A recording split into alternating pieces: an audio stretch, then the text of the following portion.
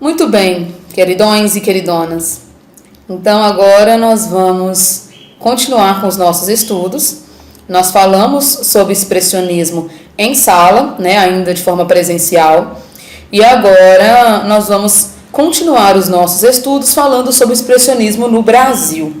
Os nossos artistas, eles, como vocês sabem, vários dos nossos artistas, eles estudaram fora do país. Isso nós estamos falando, pessoal, século XX, século XIX, tá bom? Eles estudaram fora do país e trouxeram para cá suas influências. Claro, nós tivemos também aqui no Brasil escolas de belas artes que produziam, que tinham como principais professores artistas da Europa, artistas estrangeiros. E, obviamente, eles ensinaram aqui a sua técnica. Então, o expressionismo para, os artistas que nós vamos falar, eles estão relacionados com o nosso país, mas estão relacionados também com a vida pessoal deles. Como é o caso, por exemplo, do Lazar Segal, que é o artista que nós vamos começar a falar agora, ok? O Lazar Segal, ele nasceu, numa cidade chamada Vilna, que fica na Lituânia. Ele demonstrou interesse pela arte ainda muito criança e ele começou os seus estudos numa escola de desenho lá dentro da própria cidade dele.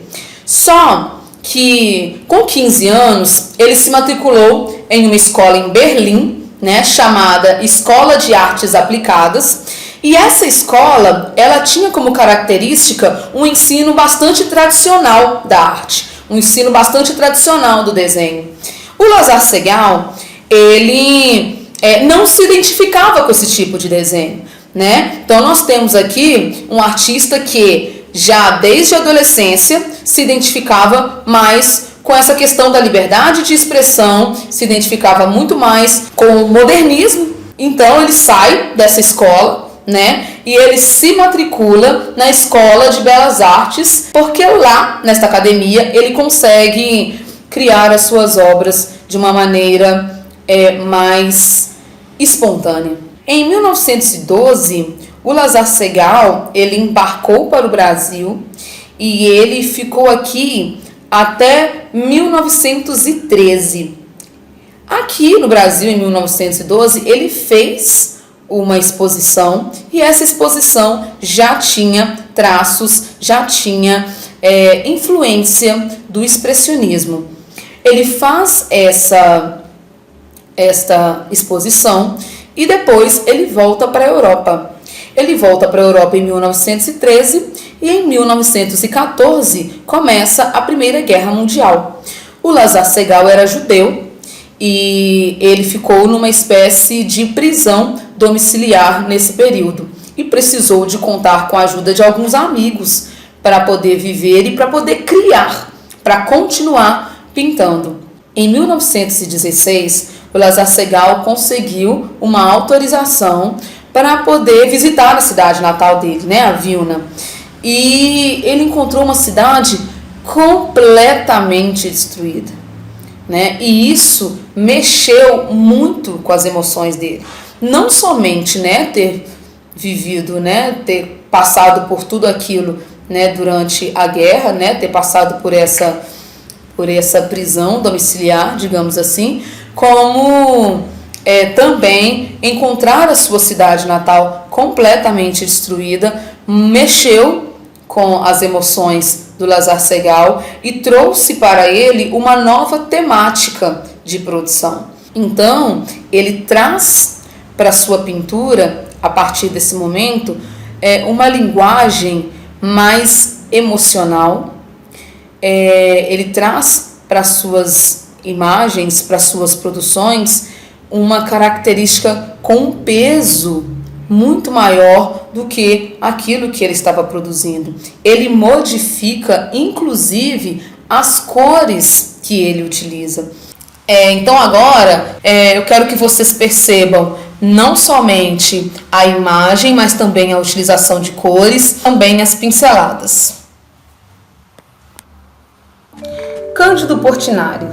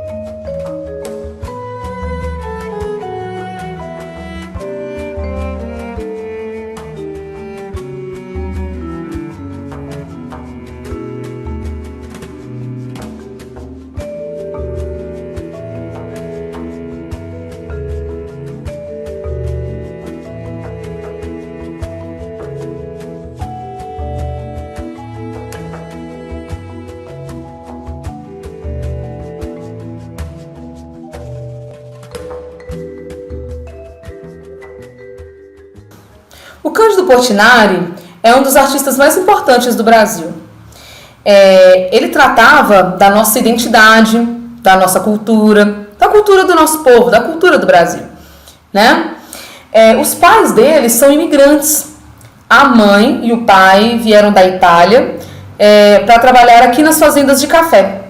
E por isso, a ligação do Cândido Portinari com a representação, né, do cafezal é muito grande. Mas ele não faz essa representação tentando mostrar, por exemplo, as paisagens dos cafezais, né, ou a realidade. Não, né? O Cândido Portinari, ele traz para suas obras o trabalhador, né, deste cafezal.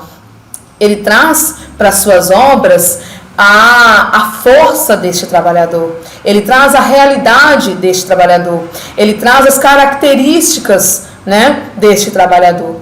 Porque isso faz também, falar desse povo era falar do Brasil, era falar do povo, das pessoas que aqui viviam.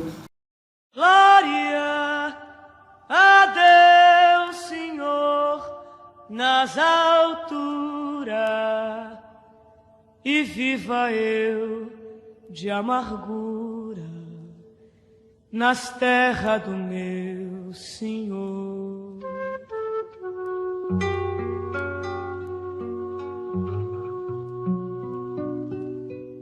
Carcará, pega, mata e come.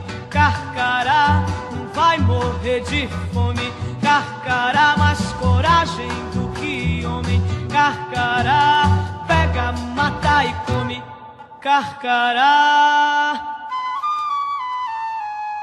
lá no sertão.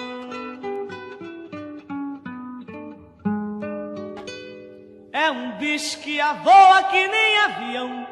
É um pássaro malvado, tem o bico volteado que nem gavião. Carcará, quando vê roça queimada, sai voando, cantando carcará. Vai fazer sua caçada. Carcará,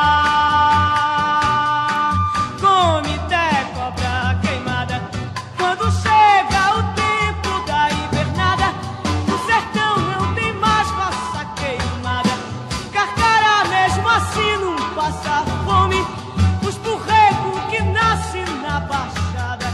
Carcará, pega, mata e come. Carcará, não vai morrer de fome. Carcará, mais coragem do que homem. Carcará, pega, mata e come. Carcará é malvado, é valentão, é a águia de lá do meu sertão. Os borregos no vinho não pode andar, ele puxa no bico e até matar. Carcará, pega, mata e come. Carcará, não vai morrer de fome. Carcará, mais coragem do que homem. Carcará, pega, mata e come. Carcará. 1950, mais de 2 milhões de nordestinos viviam fora dos seus estados natais.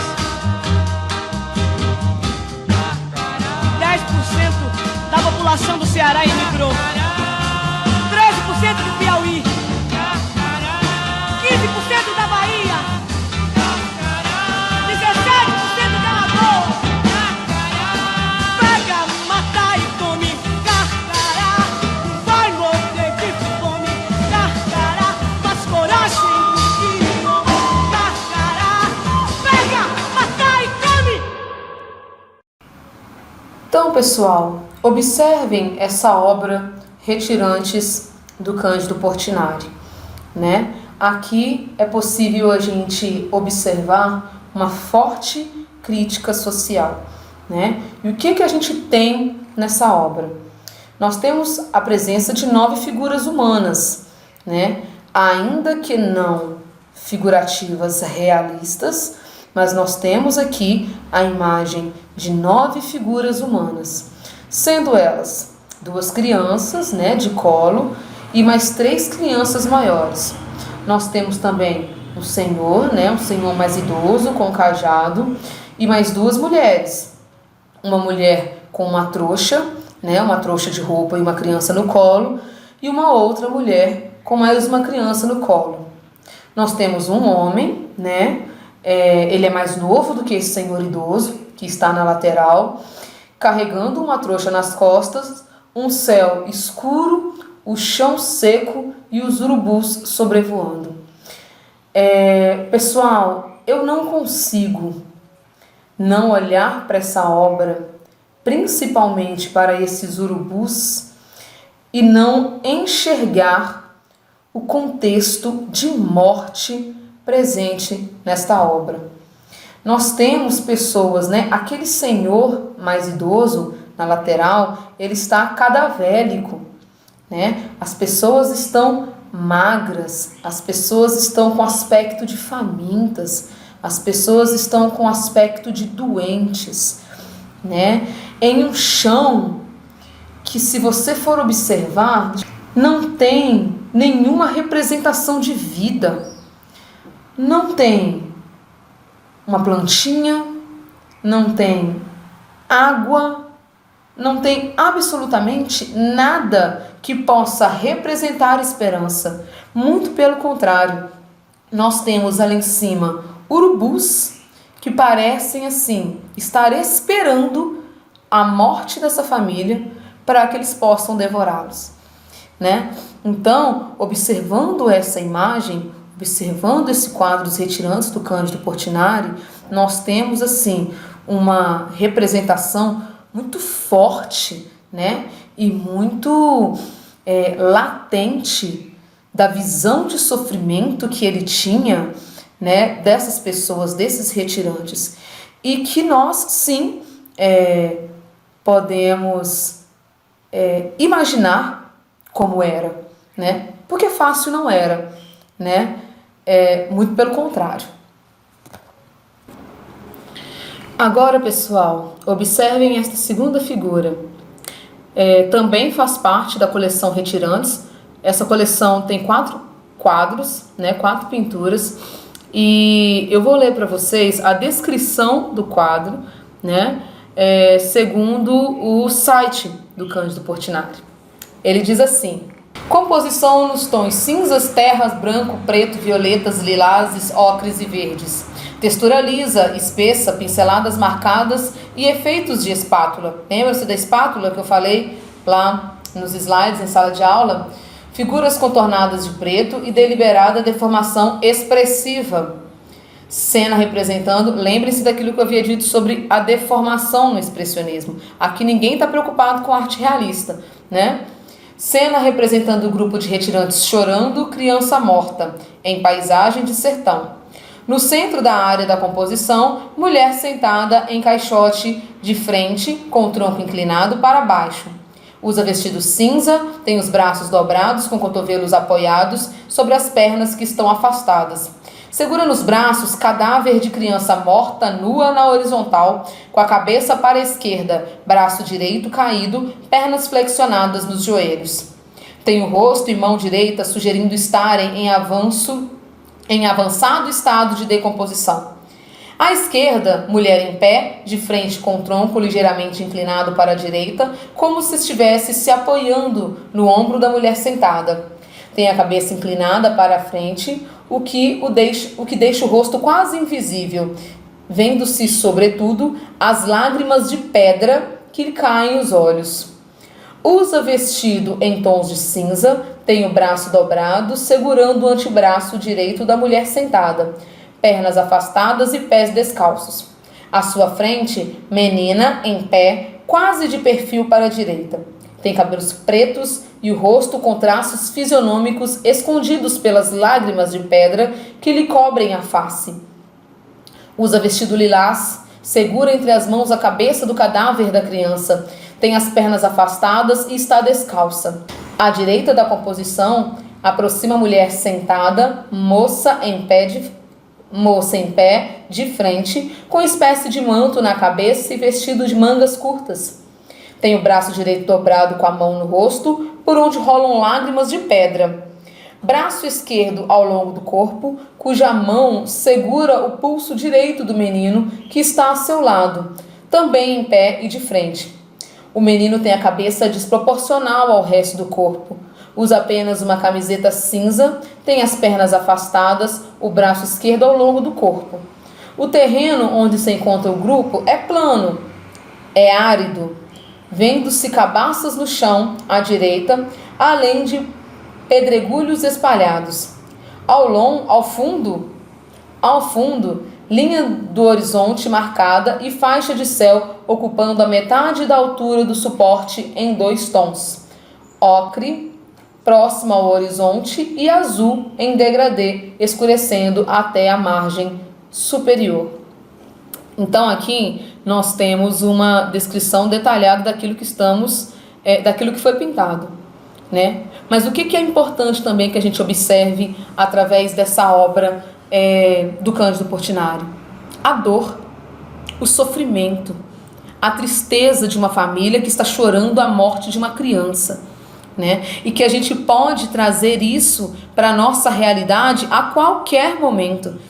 Basta assistir jornal, basta ler jornais, basta acessar determinados conteúdos, né, na internet, que você vai ter notícias como essas, de crianças mortas, de famílias chorando as suas crianças. Então, muito mais do que uma descrição da obra.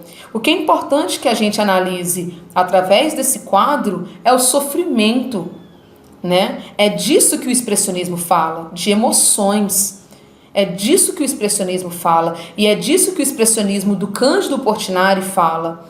Crítica social, políticas sociais. É disso que o expressionismo do Cândido Portinari fala. Ele trabalha somente com o expressionismo, somente com temas relacionados a essas críticas sociais? Não. Cândido Portinari tem uma gama, tem uma seleção, tem vários quadros, várias pinturas, várias obras que estão relacionadas a painéis, murais, pinturas, gravuras, desenhos. Ele tem, acho que cerca de 5.000 obras, se não me engano, né? Mas dentro do expressionismo, dentro do que estamos falando, são essas características do expressionismo do Cândido Portinari que nós precisamos estar atentos, né?